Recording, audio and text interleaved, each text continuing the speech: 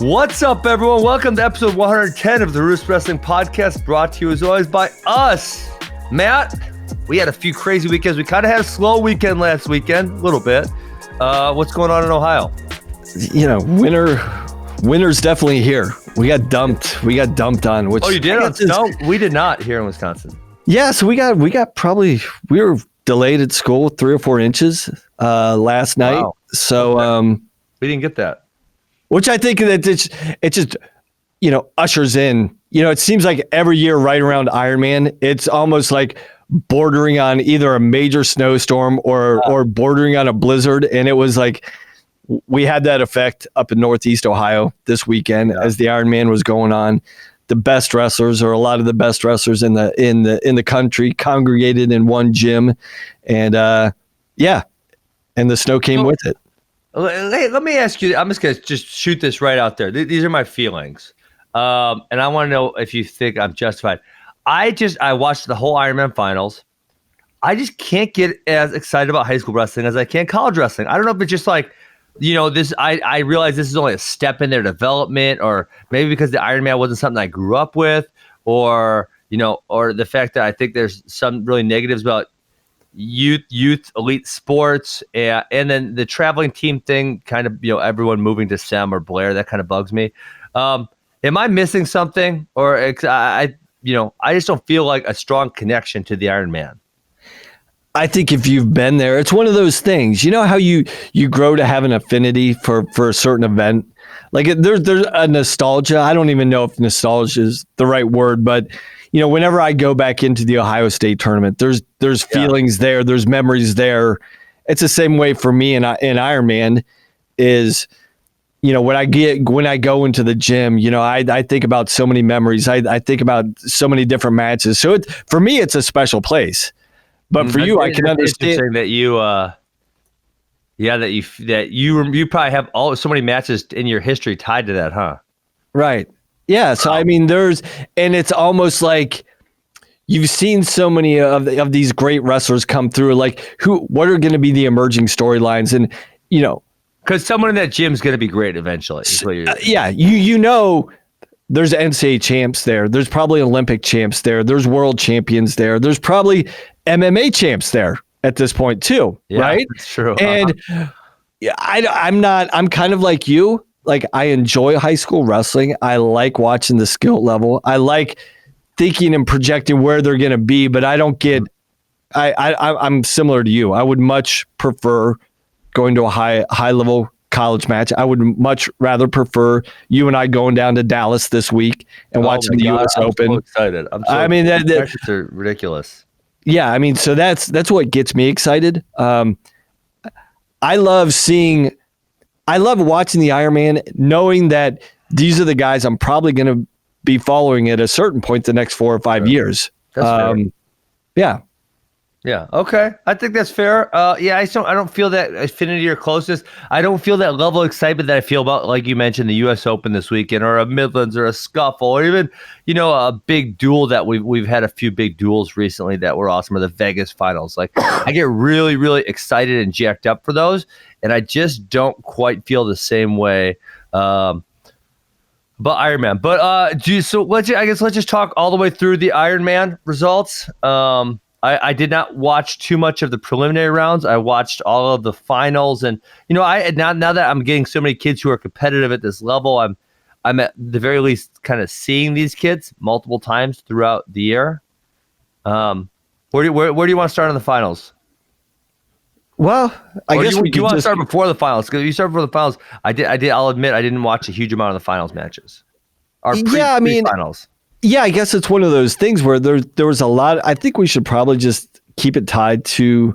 I was like you. I was up there on Friday. Then I had to come back home, and so I did watch some of the finals matches. So that second day up through like semifinals and different things, I didn't get to watch as much as. So first day, how far do they go on the first day? They go through the quarters. So they finish the quarters. Yeah, that's right. And then they wrestle semis Saturday morning. Okay. Yep. And I guess it's Yeah, Okay, so well, I think I'll just start where they started in the finals because they picked a really good match to start with, and they picked a really good match. Oh, I'm sorry, I guess it was a second match of the finals. I wasn't all that excited in the Munch versus Ethan Hill match, Ethan Miller match. It was decent, but Frankie Talshahar, Bo Bartlett, and this is the other thing, Matt. As a commentator, I love the college level because these guys are adults. I could just speak freely if I want to be critical of them. With the high school kids, I feel really awkward being critical at all. I don't like criticizing high school kids. no, I'm the same way, and I think this is why. Back to your point about not being as excited about the Ironman, like I am excited, and I love, and there's a high level of skill, and there's a lot of things to get excited about. But I'm like you. I don't want to anoint a kid in high school to be something he's not when it's a high school kid. He's still developing, even if he's ranked in the country or wrestling for Wyoming Seminary or Blair or wherever, St. Ed's. I don't want to, start jumping on this bandwagon, creating a narrative about a certain personality in the sport when they're 16, 17, 18 years old. I think they should have the freedom to just enjoy competing as high schoolers. And I know there's more visibility. I know there's more recognition, name recognition specifically from these high school kids, but I just don't think we should. Then there has been in the past because of, say, social media and flow wrestling, et cetera, et cetera. Yeah, because you look at all these and we have a ton of highly ranked guys, but we're a ton of upsets, which I don't necessarily think they're upsets when these are high school kids that are still developing. I mean, I think we're going to see a lot of the results that we saw this weekend. They'll flip next weekend in Delaware down at Beast. Because high school kids have bigger ups and downs. That if you go up and down from the peaks and the valleys, they're bigger than most college kids. I mean, college is funny because to your point, Matt, when you see something like an Anthony Mantonono, when he could have to do something really great and then do something terrible, it's kind of like it sticks out. Or another one we picked up, Colin Moore. Obviously, it's all been wins, but sometimes it looks like, oh my God, and sometimes like, he's pretty good. And that sticks out like a sore thumb at the college level, but at a high school level, it's something you see significantly more frequently. Yeah, and I mean, like the first match we're talking about here with Frankie Talshahar and Bo Bartlett. I mean, Talshahar's been all over the board. I mean, he's had some huge wins, but he's had some not so great losses also. Right, and so we look at this, and in college, we would say a number 10 beating upper tier number 1. I think we would put Bo Bartlett as one of the top number 1 guys in the country. Yeah. If we had that would be like the equivalent of it. I'll look on Flow and I'll tell you exactly where he was. What if they've done the new pound for pounds by now? Maybe they probably haven't done it yet. That was only 2 days ago. I will find that ranking for you. Give me a second. I think if in college, if we talked about a number 10 beating a Seth Gross or beating a shocking. It's shocking, right? And that's what that was, but that's not what this is in high school. I think there's a lot less separate. 7 on the pound for pound, Matt. 7 pound per pound. Yeah. So we're talking about one of the top overall guys in the country going down to a number 10 guy, but I don't think the disparity between a 1 and a 10 is that great in high school. Just because, given their situations. I mean, Bo Bartlett, you get to see them against each other a little bit less, so there's more room for variance. Right, and you're talking about the first weekend of the season. We're going to determine, for all intents and purposes, in some way, Wyoming Seminary kind of cemented theirself as the national champion already in December. I mean, if they follow this up and they replicate this performance this weekend at Beast, they're pretty much 2/3 of the way there to winning the national title. Yeah. That's highly annoying because I made my part 2 post on peaking for the Mental Monday. I think I did it on Instagram last night, so I believe they'll post it to today on the RUDIS website. But it's very annoying, Matt, because when you think of all the times high school kids have to peak themselves now because of the way the system is, it's not good, right? I mean, most of these kids are prepping for Fargo, then Super 32, then Now Ironman, because how important it is, probably national preps, and then UWW juniors. It's like I'm kind of in the middle. I think if Wisconsin had a really tough folk style season, I would have our kids take off of Super 32 and not do that because they're going to see that competition, and I want to skip that peaking phase essentially. But because Wisconsin has very, very few really tough matches for our highest level in-state kids, and our kids can't travel, I want to make them peak for Super 32 because I know most of our kids aren't going to have another opportunity to wrestle one of the best in the country until maybe April or May. Yeah, and it's a necessary evil, right? I mean, we've talked about it before. A ton of money is made and lost at Super 32, at Ironman, at Beast, at Fargo. So you have to, especially we talked about this last week with the guys from Wisconsin, as opposed to the guys from PA. There's so many opportunities afforded these PA guys, and Ohio, so Jersey, much money afforded them that these same opportunities to make money or lose money are not there for a lot of these kids that are in your non-traditional states. So I agree with you. I don't think peaking for major events all year long is necessarily beneficial to their overall development, but they've got to make money so they can go to college. So they have to go to these events. Yeah. Hey, let me ask you this. This is semi off topic, and I promise that we will that we're going to get onto the actual matches at Ironman. It feels like, this is me, so you're slightly older than me. It feels like when I was in high school, there was one private school team, being Blair, that really recruited. Now it just feels to me as there's so many of them. Wyoming Sam, Blair came, Malvern Prep, who I didn't know was that damn good, but they had a lot of really good kids from all over. Lake Erie Prep, is Notre Dame. I'm assuming they're a prep school. I'm not sure. Obviously, St. Ed's has kind of been for Ohio kids for a while, but McDonough School in Maryland. So it seems like there's a lot more of these. What do you even call them? Private powerhouses who recruit. Is that more prevalent than it ever has been, or was I just not aware of it because I wasn't in that Ohio, PA, New Jersey belt? I think it's always been. I think there's been more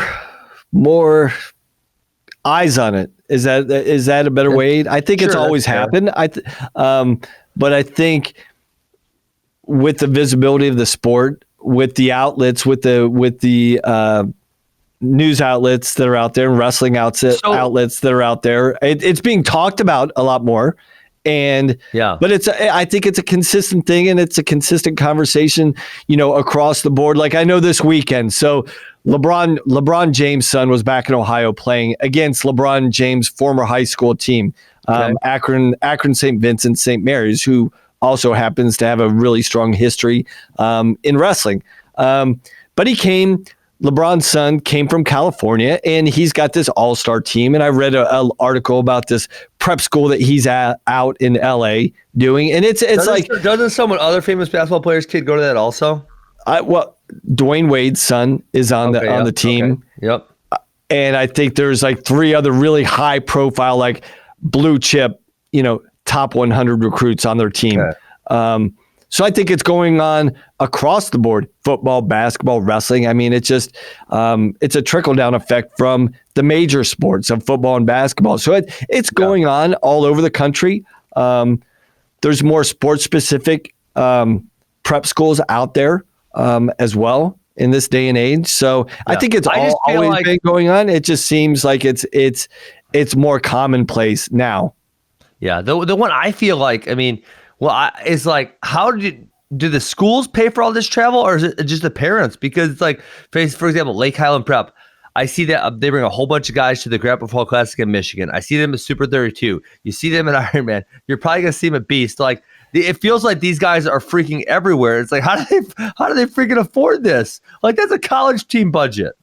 No, for sure. If you look at, I was talking to Lake Highland last year, and we were talking about they went to Ironman, Beast. They were all over the place. Up to Minnesota. They were like literally, they were traveling. They had a literal college traveling schedule. Yes. They did. So when you look at it, and I think Lake Highland's right around $30,000 a year to go. Dude. I think which is a ton. I mean, that's college. For You're high paying school? for college. Yeah. Yeah. And then, so I think Mike Palazzo, he fundraises a lot, but I think he's probably, I would imagine, has a pretty healthy athletic budget, a wrestling budget. But I think it's offset. I think it's offset through fundraising. I doubt if a lot of the parents fund it because. Well, I guess if you can pay $30,000 to send your kid to school, you can say $1,500 or so that's going to take to send them to these 5 tournaments, right? Yeah. Yeah. Yeah. I mean, I guess whatever. Yeah, it's crazy to me. Okay, hey, let's talk about the wrestling. What do you? I guess Bartlett Tal Shahar was an awesome match. I feel like Bartlett took a step back. So I'll tell you this: I've been watching Bartlett for a while because of the guys who I coach compete against him. I felt like he had those battles with. Oh my gosh, what's the kid he's hurt right now? The kid from Blair, really really high level. Matt Van Ness. Van Ness, thank you. He had the battles with Van Ness. I felt like Bartlett kind of broke out of his shell. I felt like he was always really conservative, and I felt like he broke out of that.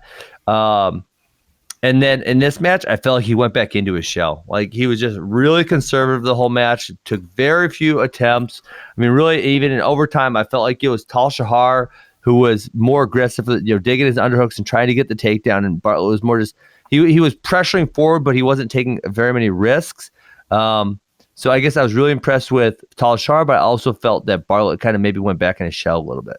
Yeah, I agree, and I'm sure that's got to be one of those things.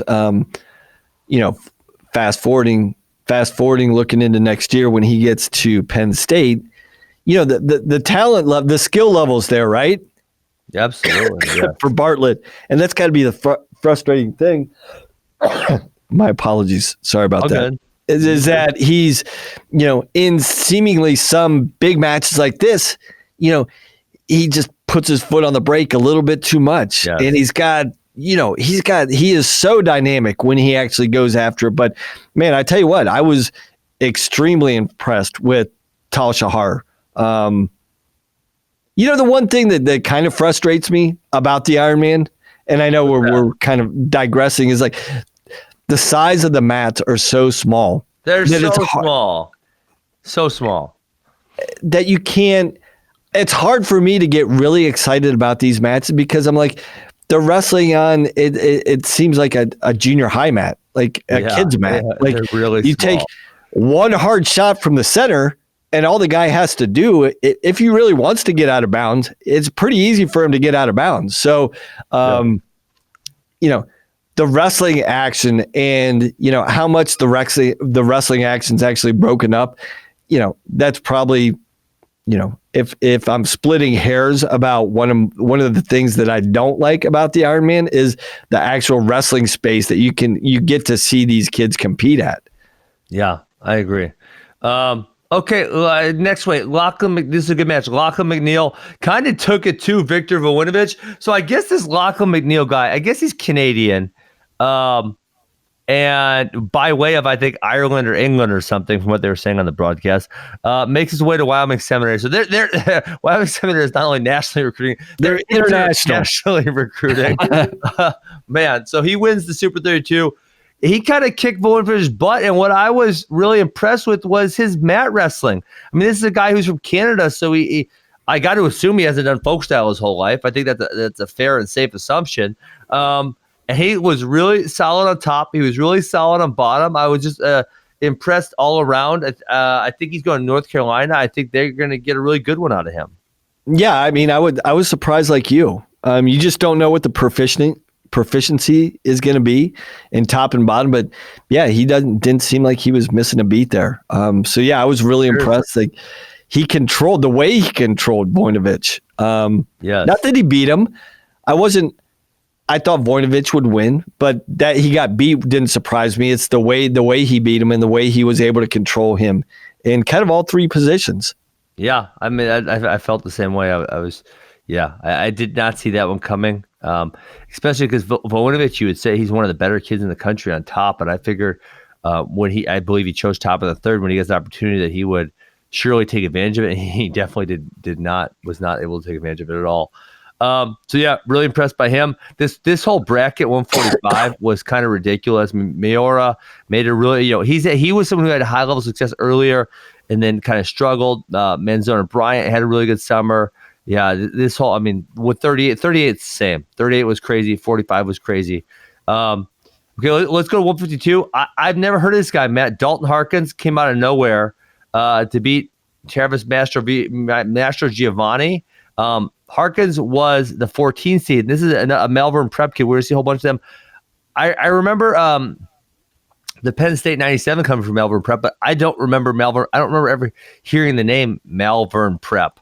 Can you give us any background on them or no? They've traditionally produced some good kids coming out of PA. I wouldn't ever. I don't think they've ever been put in the conversations of like the SEMs or even like the Germantown academies that are in Pennsylvania. Okay. They seem to be a step or two above, but it's not like they're coming out of nowhere, that they don't have any history or tradition. They have had a decent tradition at Malvern Prep, but look at their performance this weekend. I don't know. And these are the things that make you scratch your head. Like, what's going on with this prep school? Like, they got third this weekend, and they're good. They're really good. They're good. And, was there separation between them and Blair and them and Sem? Yeah. But, they scored well into the hundreds. They were they solid separating team into third. It's fair enough to say that they're a top 10 team in the country. That's without a doubt. At the worst. Yeah. So, this is one of those things too, Ben, where this Harkins is only 14th, right? Seated 14th, but he beats the number 2 kid in the country. I'm doing my research on this guy right now, Matt. I can't find anything about him. He went 3-2 at the Pennsylvania Freestyle State Tournament last year. And literally, I cannot find another ranking or tournament on him. He's a ghost. I'm searching and I can't find anything. And this is where I think, to our point at the beginning of the episode, this is where you have to scale the expectations and not put the weight of the world on the Ironman results, right? Yes. Obviously, we don't know when kids will make huge leaps in high school. We can anticipate it, but a lot of the things there's so many things, opportunities, maturity levels, age, your level of commitment. Some guys, they're not all in as freshmen, which we think in this day and age that this is the worst thing in the world, that you weren't a one sport athlete since you're 5 years old and that you should be knocking on the door of winning national titles and state titles as freshmen. Hey, some kids choose to go all in on the sport later in life. And by later, 16, 17, 18, you're actually still deciding you want to commit to this sport. So, we don't know what's going to happen with some of these kids. And maybe something with Harkins, it flipped a switch in him, after losing at the state tournament last year. Right. And, so I wish I could tell you guys more about David Harkins. I can't tell you anything. I did my research. I'm searching for him. Track is not coming up with anything. All the track search features sometimes kind of sketch. I couldn't find anything about the guy. Patty Gallagher looks really good at the next weight class up. Wins over. I was impressed by Cerniglia. Gallagher got done, but so good win by him. I think the shocker in this bracket, Matt, and I've heard of this guy, and I kind of knew about him. I didn't know he was this good. Was Gabe Arnold, takes third place. He's a freshman, Matt, at 160. He's actually Jaden Cox's cousin. So no kidding. Yeah, who knows? So he lost second round or something to Gallagher fairly decisively, but he was a 16 seed and he came all the way back and took third place, winning a gigantic. Let's see, I'll count. 1, 2, 3, 4, 5, 6 matches in a row. Wow. Yeah, it's impressive. Absolutely. Well, 3 of them were overtime matches that he won in a row. Wow, that's wild. Okay. Next weight class up is 170 pounds. So sorry, my computer's freezing real quick. 170 pounds. I'd never heard of it. I honestly, I'll be honest, I never heard of these guys before, Matt, which is pretty rare for a high school level. I don't know how to say this. Stoltzfus, is that how you say his name? Have you heard of this guy? No, I haven't heard. And I've got to admit, like I am not as current with the high school guys as I should be. But the top line guys, I know. Yeah, I feel like that too. Like Dom Mata, I heard of him, and Nevin Snodgrass heard of him, but these guys I had not heard of, unfortunately. Yeah, I don't really know anything about either one of these guys. Okay, well, let's just keep going then. Next weight class. Also, I never heard of these guys. Ryland Rogers was UWW Cadet World team member. I watched him before. He was one of the guys. He moved in from Washington to Blair. Thought he looked really, really good throughout. And Blair. I know they lost to Wyoming 7, but they have a really, really tough team. And they were without Vanessa, and they were also without Trevor Mastro Giovanni. So. If I don't know when those guys are coming back, but I think, and I don't know that they could add enough points where they're going to challenge Sem, but they are missing a few. Well, both those guys have been number one at some time in their high school careers. Yeah, you got to think. Most of these brackets were 32-man brackets. Blair was down. Blair lost by 45. 40 points. Yeah, you're right. 45. 40 points. So that's easily, you put Van Ness and the other Master Giovanni in there, right there. That just closes the team race down and maybe gives Blair actually the advantage. So that'll be interesting to see if either of those guys, one or both of those guys, are going to be back in the lineup this weekend at Beast. And that's the crazy thing about having two of the 4 premier high school tournaments in the country, back-to-back weekends, where a lot of the same teams compete. That's an interesting component. That there's so much at stake the first 2 weeks of the high school season with these two events. Wild, isn't it? Yeah. Okay, let's go. Seth Shoemate from Dublin Coughlin beats another Melbourne prep kid, Nick Feldman. I had not heard of Feldman before. Shoemate, this match was really fun. It was wild. They were all over the place.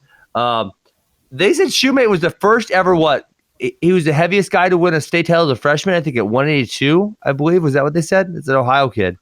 Dublin Coughlin, that's right down the road from you guys. Yeah, that's literally like 15 miles up the road north of us. Yeah,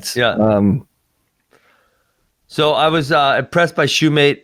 Obviously, I don't like. There's some definite holes in his game. He's a sophomore in high school. I don't. If he's a college kid, I'll pick on his holes. I don't really want to pick on. I don't want to say nothing. No. So he's good. Who's even better is Braxton Amos at 220. He looked like an animal. Beats Ethan Hatcher from Brecksville. I would say Amos was kind of dominant in every position. Really excited to see him here at the University of Wisconsin next year. I think he's going to do great things. And they said he was the only 16th person ever to win 3 Blair titles. That's pretty impressive. Absolutely. Yeah. Heavyweights, I don't have too many feelings about either Cole Deary or Max Millen. Let's go back up to the lightweights. How do you feel about that? Say that again. I said let's skip heavyweight and go back down to 106. Go to McGowan and Church. McGowan's real deal, Bubba. I mean, he's really, really good. I'm impressed. And it's, again, who knows? We don't know what these guys are going to be, but obviously these guys are someone we're going to keep our eyes on. I'm not one of those guys who says, I'm actually anti this, because this guy's the best right now means he's going to be the best forever. I don't agree with that thinking. I don't agree with that sentiment. But for right now, Mark Anthony McGowan is super impressive. I guess what I enjoy, like, I appreciate the high level of skill a lot of these athletes in high school, they can master such a high level of skill. But I'm like you. I don't think it's fair, or we should put that much expectation. Just appreciate where they are right now. I think that's what I do. And McGowan, the kid can scrap, man. He's got some good skill. And it's fun to watch him, and I'm just going to leave it at that. Yeah, I agree totally. Okay, so let's go next weight class up, 113 pounds. Gary Steen over Unger. I don't really know these guys. I don't have huge feelings. I do want to comment on this 120 Titus versus Cooper Flynn match. Man, I have offered a few times. I'm going to offer again. I would love to sit down with high school and or college referees and kind of outline some of these scramble positions that they're missing. I sure thought that was a takedown at the end of regulation. I feel almost 100% certain about it. Just because someone has a hold of the leg does not mean it's not a takedown. And I think I could very clearly outline when it is not a takedown. So they called the takedown in relation. They wiped it off, and then Jordan Titus actually was going to lose, goes on to win the match. Do you remember, I think at this point in college, we have a much better understanding and we define what a takedown is, right? I think we're still a step away from that in high school. I think there's. Well, I think it's like some of these refs have just never been in these scramble positions, and they don't have a huge amount of comfortability with calling these calls. They don't understand them deeply. Yeah, and I don't know. I really don't know, Ben. Like, I know when we're at the Big Ten tournament, I know what officials are getting assigned to the Big Ten tournament. They're basically assigned to the conference all year. I really don't know the level of skill from a lot of these officials. I don't know if they have a qualification like, oh, you have to have reffed state tournaments, your either your prep or your scholastic state tournament. I don't know if there's a credentials that these officials have, but yeah, some of these guys are lacking. But again, just like we say about these high school kids, I don't want to pile on these high school refs that probably don't ref a lot of high level high school matches throughout the year or have the opportunity to ref a lot of high school matches. So the pressure they're under is similar to the pressure that these young athletes are facing. And as much as we're saying we don't want to criticize these high school athletes, I would probably tend not to criticize the officials either, because I don't think they get put in these situations a lot. Yeah, and so that's not me. That's not me saying I think you're dumb. I think you suck. That's saying I understand. I understand the difficulty you're under, and I would like to be of assistance to you so you can be better equipped in these scrambles. Is that fair? Yeah. Okay. Sweet. Okay, let's go 126, last weight class. Good. This was a fun match. Another young guy, Nick Buzakis, versus two young guys, Ryan Crookham. Man, okay. I got multiple takes on this. So in the third period, let me describe this. Crookham is on top, riding legs, very tough. Buzakis comes to his feet. I guess I must not have known high school rules, but I guess if the bottom guy stands up when the top guy has a leg in, he's not allowed to do that, and he gets called for stalling. So Buzakis stands up and I think that rule is absurd. I really do. I think worst case it should probably be a stalemate. But I don't understand why that's stalling on the bottom guy. The bottom guy can then, there's many effective techniques where he can then shake the guy off. And if for some reason he's not able to shake them off and or twist and kick free, call him a stalemate, put it back down. Why is it stalling? Yeah, I don't know if it's for the safety of the athletes. If then call there's a response. Yeah, they should call potentially dangerous. But I think I don't know if they think there's an opportunity for things to go sideways even more with high school kids, as opposed to they may think the college guys have an understanding of the positions that they're getting into, that they don't necessarily understand what they're doing in high school or what potentially could go wrong, because it could go sideways really quickly in these situations, and something could go wrong from an injury standpoint very, very easily. Sure. So I kind of see where they're coming from. I definitely would think this was a completely absurd rule in college, but I think a lot of it is about protecting and making sure the athletes are safe and that they can control situations. So maybe this is one of the situations they feel they should control a situation like this, and they put a rule in place to make sure that it's there more, I think, for the protection of the athletes. Yeah. So okay. So it's 2-2. Oh my God, what's his name? Ryan Crookham is riding, throws the legs in. Buzeka stands up. He gets the stall point. Okay, so at this point, then Crookham is winning 3-2. Nomad on the call thinks that they called the stall point the other way, and he's going, "Why is he going to ride him out for the loss? Why is he going to ride him out for the loss?" And it's hilarious because it's like, whoa, someone needs to tell him that the other guy's actually winning. So I think they went out of bounds with 10-ish seconds left. So maybe 12, maybe 11, somewhere in there. And Crookham is up by a point. So obviously escape ties at reversal, loses for him. And Buzekas clears his hips, and Crookham tries to chase down the set. This is again where I don't want to criticize high school kids, but Crookham chases, especially not sophomores. Crookham chases down the leg. Buzekas circles behind for the reversal instead of the escape. Instead of Crookham just saying, "Okay, I got to let him go because I got out of position." It's tied. We go to overtime. Chases him down. Buzekas hits the reversal for the win, and that's all she wrote. Is that fair? Yeah. Okay. Cool. Let's so fun Super 32. Let's hit Matt real quick. We got a few minutes left. Let's hit. Hey, I did want to throw a shout out. Okay. And I love Zeb Miller. I think he is absolutely phenomenal. He's a phenomenal commentator, color guy. I don't know what your thoughts are on Zeb. I like him a lot. He's super entertaining. I think he gives phenomenal interviews. He's phenomenal on the mic, calling matches. And I think they should use him more. And yes. I think they do, but I think he's absolutely. I love listening to his voice. I love his insight. I love his commentary during matches. And yeah, for those guys at Flow, I don't know how they utilize him or when they do, but I think they should utilize him a lot more. Yeah, I agree. He's awesome. Shout out Zeb Miller, right? Okay. So, U.S. Open, Matt, I don't know if you want to go through the seeds and talk about it, or if you and me actually want to. It's only 6 weight classes. We can pick a winner, right? Yeah.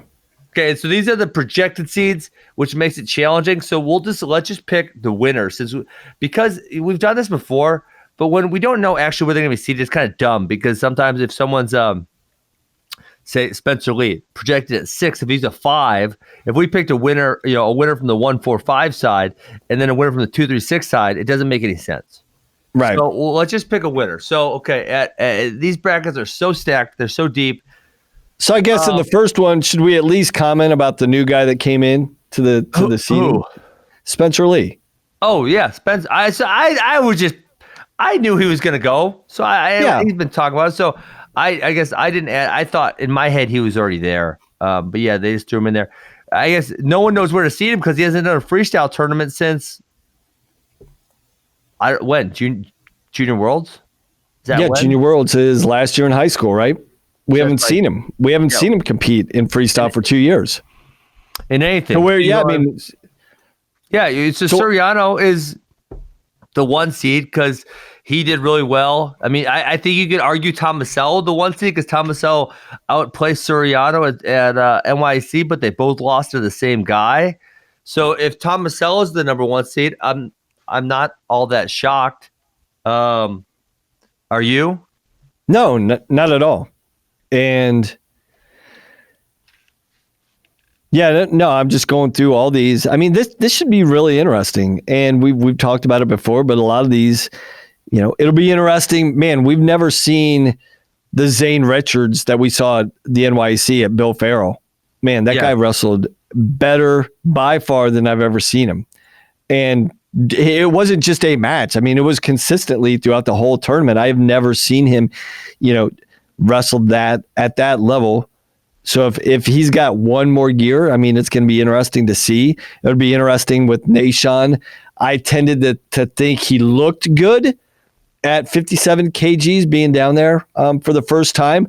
I think he needed a few more weigh-ins. So it should be, Matt, I'm interested to see his progression from a month and a half ago to now. I guess it's for me. I mean, I think there's legitimately 4 guys that could win this weight class. So gun to your head, who are you going to pick? I'm going to pick Spencer Lee. I'm going to go Soriano, but I'm not all confident in that pick. That's man, that's tough for me. And listen, the thing about these weights is like, again, I I could see Nishan winning it, and he's a 4 seed. I could see Nate. I could see Tomasello very easily winning this. I really could. Absolutely. Okay, well, let's go 65 kilograms. How do you feel about this where they're saying, Jordan Oliver's stealing a spot because he's already qualified? I think it's kind of dumb. I think you're going to say it's dumb too, right? Yeah, it's stupid. He's got the what do you mean he's stealing? What do you mean he's stealing? Well, beat him. Beat him if you don't want him to take your spot. But this is obviously, I don't think Oliver's going in with the intent like I'm going to block or deny someone the opportunity to, punch their ticket to the Olympic trials. I think this is on his schedule. Like this is a tournament that I'm going to compete at. This is part of my process. And yeah, I think it's absurd stealing a spot. Stealing what? Okay. Stealing what? Got a sense of entitlement, son. All right, who right? Like, all the way down to we went. Everybody, hey, we're talking about the Olympic trials, people. It should be hard to get in there. There shouldn't be, an entry list of 30 people at the Olympic trials. It should be difficult.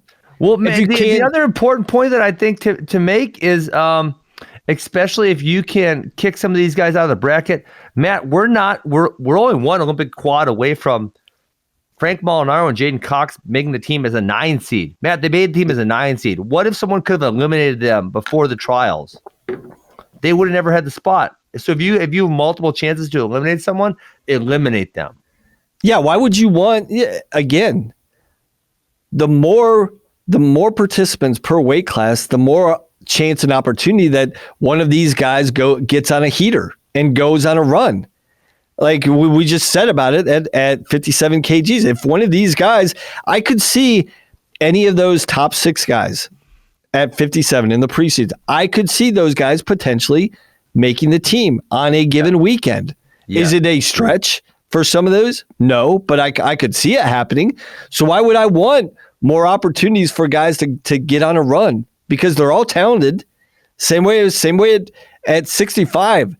There's so much talent here and so much depth. Why would you want to increase and add to the numbers that you potentially have to go through? Why would you want to have to wrestle one extra match in April at the Olympic trials if you don't have to?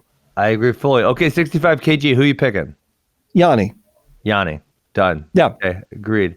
74. I think the interesting story about 174 pounds here, Matt, is there's no freaking way Jason Knoll's healthy. Did you see him a couple weeks back? I mean, he literally put weight on his leg. And so for him, he's the number 1 seed here, but wrestling this as unhealthy as you are, or wait all the way to the last chance qualifier, which is only 1 week before the trials. For him, obviously the travel's not hard there because both of those events are in Pennsylvania, which is nice, but is he going to wrestle this weekend? Because if he is, there's no way he's fully healthy. So I find that to be really, really interesting to see what he's going to do. And, the trouble here, I heard some discussion or heard some talk about, are we gonna see people drop out of the event? Which I think in this situation, what do you mean by drop out?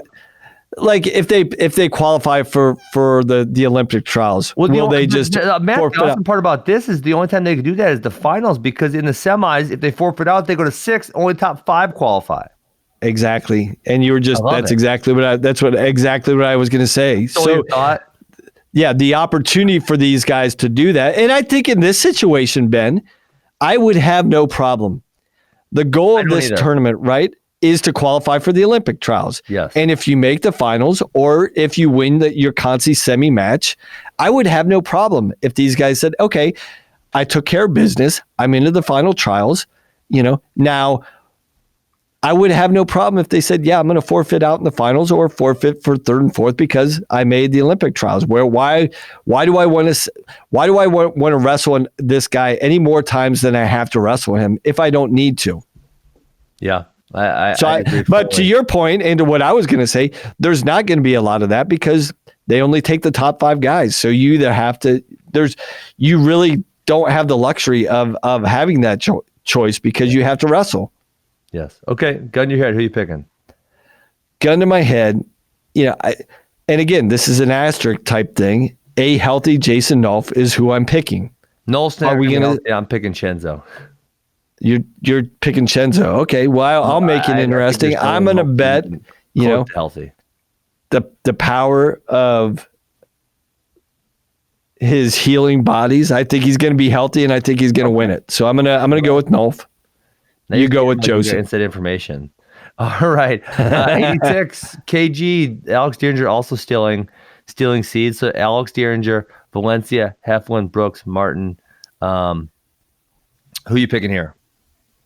Well, I mean, it's looking like Dieringer. I think what we saw a month ago, it didn't look like he was small at 86. It didn't look like he was getting overpowered at all. And we saw what he did against Valencia a couple weeks ago or a couple months ago. I don't know how that's going to change with a bigger version of Dieringer and essentially the same size Valencia. Yeah. So I'm going with Dieringer. I agree totally. All right, 97 kg, Gadsden, Machiavello, Zilmer, Walls. This is kind of, I don't want to pick on these guys, not nearly as exciting of a bracket as some of the other ones that we've been talking about. I think I'll just pick first. My pick is Kyvan Gadsden until proven otherwise. He's been a really good number 2 to Kyle Snyder these last few years. He is a very solid number 2. I'm going to mix it up a little bit. I've been impressed with Machiavello's development in freestyle, and so I'm going to go with Machiavello. Cool. Okay. Heavyweight does have some interesting things here. So we got Nelson Bradley. Now, Kassar is going to be interesting because we haven't seen him in freestyle. And then we also have Daniel Kirklevitt in here, who has been training out of Minnesota, but now committed to go back to Penn State. And then you also have Nick Neville. So essentially 3, 4, and 5 are all Penn State guys, which is hilarious. So I guess who are you going to pick here? I'm actually going to go with I'm going I'm going Anthony Kassar for the win. Are you really? I am. I'm really impressed by him. I thought he's been uber dominant. I haven't seen him in freestyle, which, it makes me a little bit worried. But, I think Bradley and Nelson are kind of getting older. They're slowing down a little bit. I think Anthony Kassar can get the jump on both of them. With Kassar, I think what a lot of people would say, like, okay, we know what he can do on his feet, and we think that's going to translate from folk style into freestyle, which I think it will. I don't think he's going to have place a high priority on parterre, but the part of parterre that I would wonder about him is not his parterre offense, but his parterre defense. Sure. But I don't think of these guys, Nelson, Bradley, Kirklevitt, any of these guys, I don't think I would necessarily worry about his parterre defense against these guys. None of those guys I look at and like, oh, better watch this guy's gut, better watch this guy's lace. I think with Gwiz and with Stevenson, maybe that's going to be more of a factor. But in the field here, yeah, I think he can win. I think I'm going to go with you. I'm going to go with Kassar, and I think he can win with the skill set he has. I think he can win this tournament just on his feet alone. Okay. I would agree. Okay, Matt, that'll be it for us. We'll be broadcasting live from Dallas this weekend. You guys can tune into that on the YouTube. It will be on the YouTube channel for RUDIS. That'll be Friday night. That'll be Saturday night, and then Sunday, and then we'll talk about Sunday stuff on our Monday next week. And then you guys all get to have a Merry Christmas. Can people still order from RUDIS.com if they want to get stuff for Christmas, or is it too late? Yeah, the deadline is coming up. Get your order in now. It's still guaranteed delivery by Christmas. So, but the window is closing. I know it's in the next 2 days, guaranteed delivery by December 24th. So if they want to get it in now. There's a very short window to make sure you can guarantee delivery by Christmas. So Get on the website, order online. We'll get it out the door and give you a happy Christmas. All right, cool. That's it for us. Peace. We'll see you guys Friday night.